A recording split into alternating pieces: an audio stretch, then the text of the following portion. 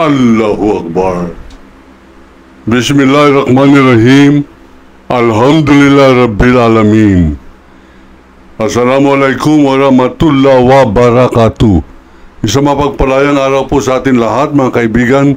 Ito po ang Kawal ng Demokrasya, Kawal di Carbonell. Ngayon po ay 5 ng Hunyo 2025. 25 taon. Ganun pa man, tayo po ay nagpapaabot ng pasasalamat doon po sa lahat ng mga nagla-like, nag-share, nagpapakalat ng ating pong YouTube channel sapagkat pataas po ng pataas ang ating pong viewership at ating pong subscribers. Inong araw, yan po ang kantsaw sa akin ni Duterte. Wala nakikinig dyan, sabi ni Digong, nung siya po ay nakikipagkwentuhan sa kanya mga barkada sa Davao. Sabi niya, huwag niyo intindihin niya si Carbonell, may topak yan. Huwag niyo intindihin niya, wala nga nakikinig, wala pa siyang 20,000 subscribers. Yan po ay last year, unang mga buwan ng last year. Pero, noong 2023, abay talaga po namang may mga nagbabanta na po sa ating buhay. Tayo po ay hindi nagtatapang-tapangan kung bakit tinatanggap ko ang hamon niyang duelo. Mabuti na lang hindi siya sumisipot. Sapagkat sa akin pong tingin, mas mabuti na yung hamulin niya ako ng harapan kaysa ipaambus niya ako ng talikuran. Ngayon po ang pagkatraidor ng Davaoenyo na si Rodrigo Roa Duterte. Hindi po natin inalipusta mga Bisaya, ngunit yan po ay produkto ng Visayan region na dapat ikahiya yung pangalan Rodrigo Roa Duterte. Nagpunta lang po tayo sa Davao para mag-imbestiga doon po sa pagkakapatay niya. Yan po naman ay chismis pa lamang noong araw. Hanggang hindi pa umaamin si Las Cañas, wala po tayong ebidensya na siya nagpapatay. Bagamat, ang sabi po sa akin ng biyuda, yung asawa ni June Pala na si Gloria, walang ibang pwede magpapatay kay June Pala kundi si Mayor Rudy Duterte.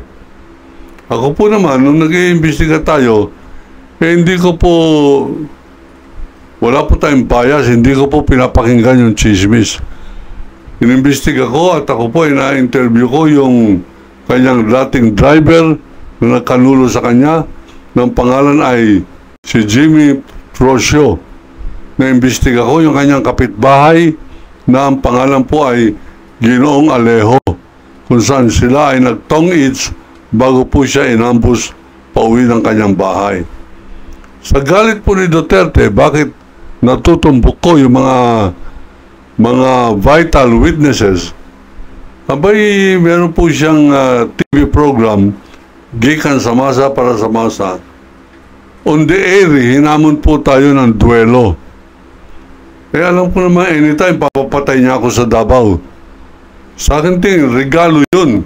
Sapagkat, meron akong pagkakataon na lumaban ng pantay. Kaya tinanggap ko, sabi ko, Mayor Duterte, karangalan ko na tanggapin ang iyong hamon. Nagtungo po ko roon, may mga ebidensya po tayo, may mga witness, testigo, kasama na po yan yung isang batikang manunulat na si Atty. Homobono Adasa, nandiyan pala yan sa Davao noong nangyari yan. At siya po ang sumulat nito at ito po yung naging viral na ako ay sumipot pero si Duterte ay nagtago, hindi siya sumipot. Hindi po tayo ganun katapang, kaya lamang parang regalo ni Allah yan yung papatayin ka na lamang, binigyan ka ng pagkakataon lumaban. Hindi nagpakita po tayong handa tayong lumaban sapagkat marami naman po tayong kahinaan, pero yung karuwagan ay hindi po kasama riyan. Kaya nga po, ang nais namang natin na ipakalat ngayon ay kung maninindigan ng Pilipino, abay may pag-asa po itong ating bansa. Pagpapairali natin karuwagan at sa halip ang pipintasan ay yung mga pareho ko, tatawagin ng kung ano-ano, abay, hindi patas yan. Ganun pa man, hindi po tayo natitinag sa mga pagsasabi ninyo yan na kawal di raw, ibig sabihin ay kawal ng demonyo. Hindi ko naman pinapairal ang impyerno pareho ni Duterte. Ang aking pong pinairal ay katotohanan at demokrasya. Kaya nga po, kawal ng demokrasya. At hindi naman po tayo pwedeng sabihin tanga sapagkat tayo po ay veteranong journalist. Tayo po ay nag-aral ng journalism. Nagtuturo po tayo on leave diyan po sa Polytechnic University of the Philippines. At ako po ay naging international war correspondent, pandaigdigan.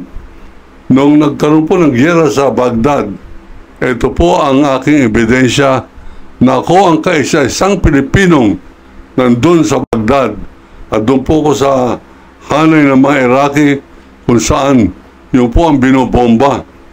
Meron naman po mga Pilipino na cover pero kasama po ng mga Amerikanong sumalakay. Ako kasama ng mga Muslim na Iraqi na sinasalakay, binobomba. 98 po kami lahat mula sa iba't ibang bansa ng buong mundo. Ang isa po yan ay Pilipino. Ako po yan.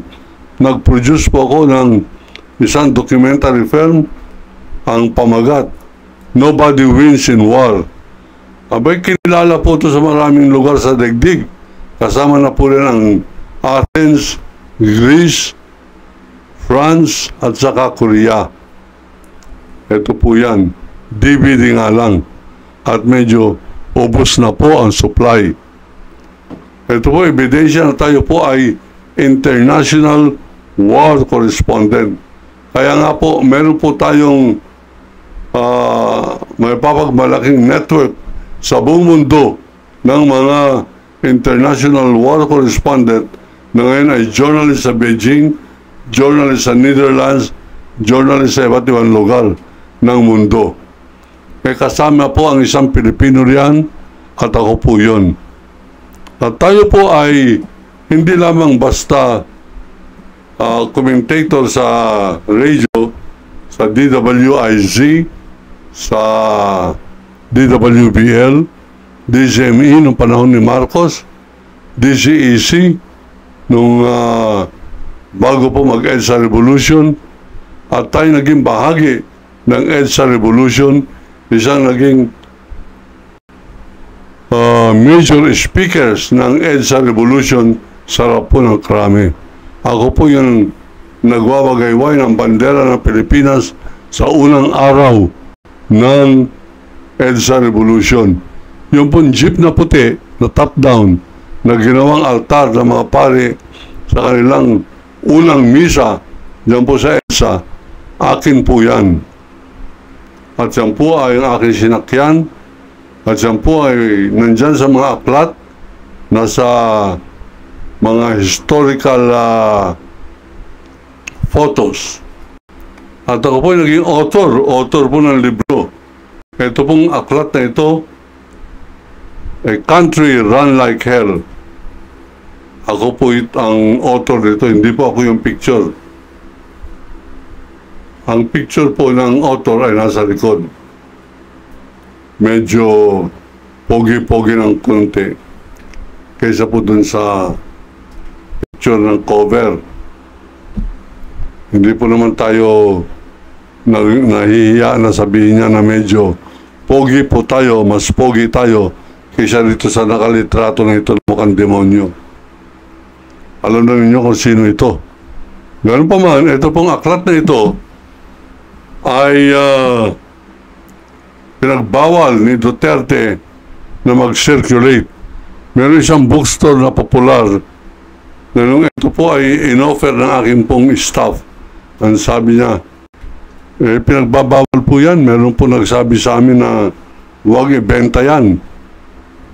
Meron pong isang bookstore, yung pag-aari po niya na isang national artist na si F. Shonel Jose, na nandyan po sa Padre Faura. Ang pangalan ng bookstore, Solidaridad Bookstore. Mabibili po ninyo yan. Pero pag gusto po ninyo umorder, at ito po naman ay meron po tayong mga 50 kopya na lamang natitira. Ito po ang telephone number. Nandito po sa aking podium. Titext lamang po ninyo ang inyong pangalan, complete address, at kayo'y papadalhan. At saka na lamang po kayo magpadala ng bayad later pag nasa kamay na ninyo yung libro. Ang libro na ito, mga kaibigan, ay pinadala sa ICC sapagkat nandito ang ebidensya ng mga pinatay ng mga kapulisan ni Duterte sa administrasyon niya, at bilang hepe noon ay si Bato Tukhang de la Rosa. Andito po ang affidavit ng pumatay doon kay June Porras Pala na ating pong ginawang bahagi ng libro na ito. Bumili na po kayo. At salamat doon po sa mga nagpapadala ng order, at busy po ang ating staff na nagpapadala ng libro sa kanilang mga address. At maraming salamat po doon sa patuloy ninyong pagtangkilik, sapagkat napapahiya na ang mga Duterte pag nalalaman nilang ang isang programa pareho ng kawal ng demokrasya ay padami ng padami ang mga sumusuporta sa pamamagitan po ng kanilang pag-like, share, and subscribe. Maraming salamat po. Allahu Akbar. Mga kaibigan, babalikan po natin yung pong pamagat ng ating pong episode ngayon, na meron po akong ebidensya na nasisira ng utak ng pag-iisip si Robin Padilla. Ito po ipapakita ko sa inyo sa loob lamang ng ilang minuto. Abay, may dala-dala po siyang larawan ni Rodrigo Duterte. Cut out. Alam po ninyo yung cut out, yung po bang hinugisan na parang tao. Abay, dala-dala niya po ito. Akap-akap niya. Naglalakad siya sa kalsada ng Netherlands, sa Hague. Nakarating po ako dyan. At alam ko na yung main road na yan sa Amsterdam, ay magkabi-kabila po ng kalsada ay mga kapihan na kung gabi. Diyan po umiinom ng mga red wine, ang karamihan po ng mga masyal diyan. At diyan naman, naglalakad si Robin Padilla, akap-akap niya o taglay niya ang cut-out photo na kasinlaki niya ni Rodrigo Roa Duterte. At meron po siyang larawan, nag-almusal siya, kaharap niya yung larawan na yon, naka-D4, in-order niya ng kape. Ang problema, kinakausap niya, dalawa po ang problema. Hindi sumasagot yung kanyang kausap. Pangalawang problema, hindi niya alam kung ang kanyang orderin na breakfast ay lalagyan ng ketchup o hindi, sapagkat hindi po sumasagot yung kanyang kasamang larawan ni Rodrigo Duterte. Ito po, palandalian lamang. Ipapakita ko po sa inyo ang larawan na yan.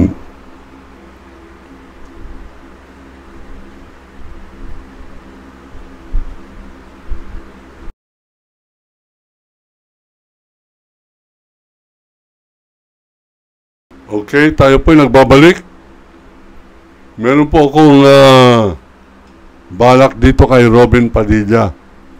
Siguro, magpapadala po tayo ng parang appeal sa National Mental Hospital na magpadala ng doktor sa Senado at tignan kung gaano na kalala ang pag-iisip nitong si Padilla. Sapagkat, tulad po na aking mga nasabi nung araw, napakarami ng ebidensya na para po nasisiraan ng ulo itong si Robin Padilla. Meron po akong napanood na isa sa mga video clips habang iniimbestigan nila ni Amy Marcos ang pagkakahuli ng ICC at ng Interpol dito sa Pilipinas, abay, kagalang-galang ang mga kasagutan ni General Torre. Pero alam po ninyo, parang barumbado itong si Robin Padilla. Tinitignan niya ang pagmumukha ni Torre, sabi niya, "Boss, utusan lamang ni PRRD o ni VP Sara na i-contempt kita. I-contempt kita, boss, at ako na mismo ang hihila sa iyo." Medyo may sira po ulo nito. Itong si Robin Padilla, hayagan ko sinasabing sira ang tuktok nito pag ito ihuli ng National Mental Hospital. Robin Padilla, ako si Haji Waldi Walid Carbonell ang hihila sa iyo sapagkat ikaw ay haram, ikaw ay dapat ikahiya ng kamusliman na pareho ni Marcoleta, dapat ikahiya ng Iglesia ni Cristo sa kanyang pagtatanggol ng pandarambong ni Vice President Sara Duterte. Yan po ay katraidoran na dapat hindi natin pinapalagpas na meron tayong isang congressman nung araw, hayagan sa harap ng telebisyon, sa harap ng mundo, sabihin niyang walang kwenta yung West Philippine Sea, imbento lamang ng Pilipinas yan, ang tunay niyan ay South China Sea. Traidor!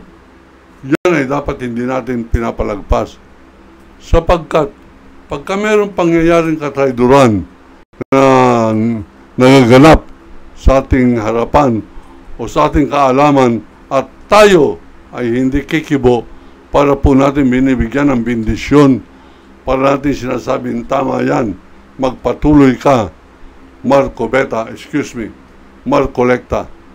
magpatuloy ka lamang sa iyong kahangalan. Kaya lamang, pinapangako ko sa madla, pag tayo nagkasalubong sa isang mga pagkakataon, pasensya ka na, sapagkat babatukan kita. Tungkulin kong batukan ka sa katraidoran mo sa ating bansa. Rodante Marcoleta. At hindi ko po sinisisi ang ating po mga kababayan na bumoto dyan. Sila ay inutusan ng Iglesia ni Cristo na bumoto sa kanilang kasamahan na ang pangalan ay Rodante Marcoleta. Ibinoto naman ng mga hangal. O nasabi ko po yan. Hangal ang mga bumoto kay Marcoleta. Kahit na ano po relihiyon ninyo, hangal pa rin kayo sapagkat ang katraidoran ay hindi namimili ng kakampihan o hindi namimili ng relihiyon. Ang traidor ay traidor kahit ano kanyang relihiyon, mapamuslim man siya, mapakatoliko, at mapa-iglesia ni Marcoleta. Yan po ang aking pong paninindigan at yan ang aking pangako. Pag yan ang nakita ko sa publiko at nagkasalubong kami, pangako ko sa bayan, babatukan ko po yan. Tungkulin ng bawat isang Pilipino na pag nagkaroon ng pagkakataon, batukan niya mga traidor. Ito pong pag nakita ko niyan si Sisi Escudero na hayagan, tumatampalasan sa ating saligang batas. Ng ating saligang batas ay maliwanag na nagsasabing tungkulin ng legislatura, Congress of the Philippines. Yang Kongreso, dalawa po yan. Lower House, Congressman, Senate, Upper House. Tungkulin nila yung impeachment at tungkulin ng Senado na agad-agad pag na-file ang impeachment complaint, agad-agad ay dapat magkaroon ng panlilitis at ang paglilitis nito ay regalo sa mga Duterte. Mayroon silang pagkakataon sabihin, kasinungalingan po yan, wala kaming depositong ganyan kalaki, bilyon-bilyon, wala kaming natanggap na pera mula kay Sami Uy. Ito po mga sinasabi ni Trillanes, walang katotohanan. Abay, pagkakataon po ninyo magsalita niyan. Bakit ayaw ninyo magsalita sa impeachment court ng Senado? At itong Senado, Bakit tinatampalasan ang ating saligang batas sa pangunguna ni Escudero at yung pang mga boboto sa acquittal? Kung meron ma-acquit man ni Sara Duterte, lahat kayo mga traidor at dapat kayo tagpasin sa ating lahi. Ako po ang kawal ng demokrasya, Kawaldi Carbonell, tumitingin sa inyo ng diretso, nagsasabing iniibig ko ang Pilipinas. Allahu Akbar.